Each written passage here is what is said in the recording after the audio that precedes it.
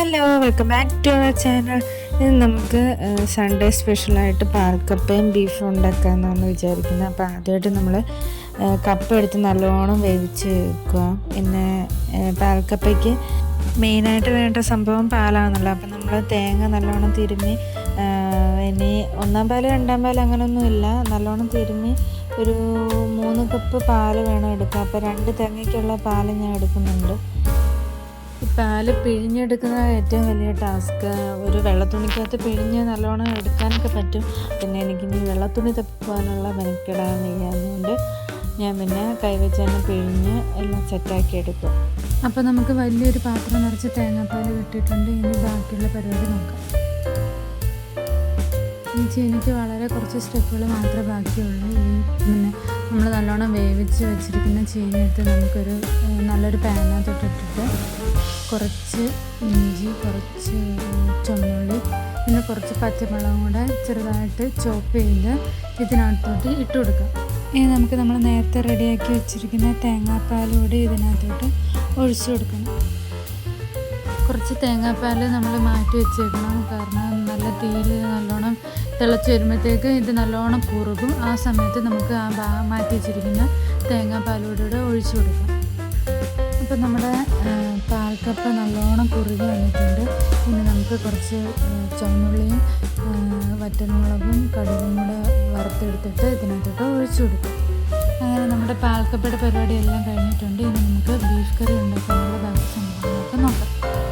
അപ്പോൾ ഒരു 1/2 കിലോയിൽ താഴെ ബീഫ് ഞാനിവിടെ ഒരു 4 വിസിൽ പിന്നെ ഉപ്പും മഞ്ഞൾപ്പൊടിയൊക്കെ ഇട്ട് വേവിച്ച് വെച്ചിട്ടുണ്ട്. ഇനി നമുക്ക് അപ്പം പ്രഷർ കുക്കറിനകത്ത് വേഗം എളുപ്പം ഉണ്ടാക്കാൻ പറ്റുന്ന ഒരു ബീഫ് കറിയാണ് നമ്മൾ നോക്കുന്നത്.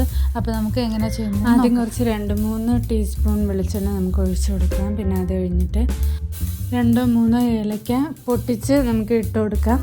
അതിൻ്റെ ഫ്ലേവറെല്ലാം നല്ലോണം ഇറങ്ങാൻ വേണ്ടിയിട്ട് നമ്മൾ പൊട്ടിച്ചിട്ട് കൊടുക്കുന്നത്. അത് കഴിഞ്ഞിട്ട് പിന്നെ 2-3 ഗ്രാമ്പു, പിന്നെ ഒരു വലിയ കഷ്ണം കറുവപ്പട്ട, ഇതെല്ലാം കൂടെ ഇട്ട് കൊടുത്തിട്ട് നമുക്ക് കുറച്ച് ചെറിയ ഉള്ളിയും കൂടെ ഇട്ട് കൊടുക്കാം. ചെറിയ ഉള്ളി ഇടുന്നതാണ് ബീഫിന് നല്ല ടേസ്റ്റ് കൊടുക്കുന്നത്. മാക്സിമം സവാള കുറച്ച്, ചെറിയ ഉള്ളി ഒത്തിരി ഇടാൻ നോക്കണം.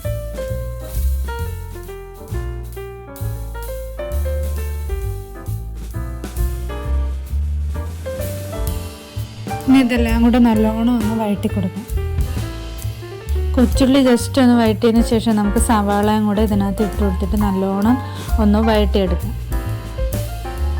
സവാള ഒരുവിധം വേണ്ടി വരുമ്പോഴത്തേക്ക് നമുക്ക് 1 ടീസ്പൂൺ ജിഞ്ചർ ഗാർലിക് പേസ്റ്റും കൂടെ ഇതിനകത്ത് ആഡ് ചെയ്ത് കൊടുക്കാം.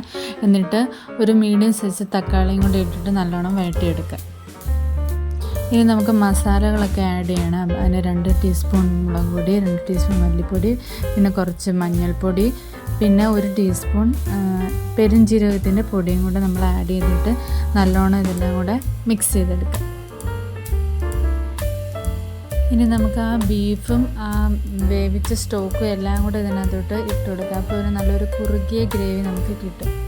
ഇനി നമുക്ക് ആവശ്യത്തിന് ഉപ്പും കൂടി ഇട്ട് നല്ലോണം മിക്സ് ചെയ്തിട്ട് ഒരു 3-4 വിസിലാവുമ്പോഴത്തേക്കും ഇറച്ചിക്കറി റെഡിയാവും. അപ്പോൾ നല്ല വെണ്ണ പോലെ ഇരിക്കുന്ന പാൽക്കപ്പയും ബീഫ് കറി റെഡി ആയിട്ടുണ്ട്. ഇന്നത്തെ വീഡിയോ എല്ലാവർക്കും ഇഷ്ടപ്പെട്ടെന്ന് വിചാരിക്കുന്നു. അടുത്തൊരു നല്ല വീഡിയോ ആയിട്ട് പിന്നെ കാണാം. Bye bye.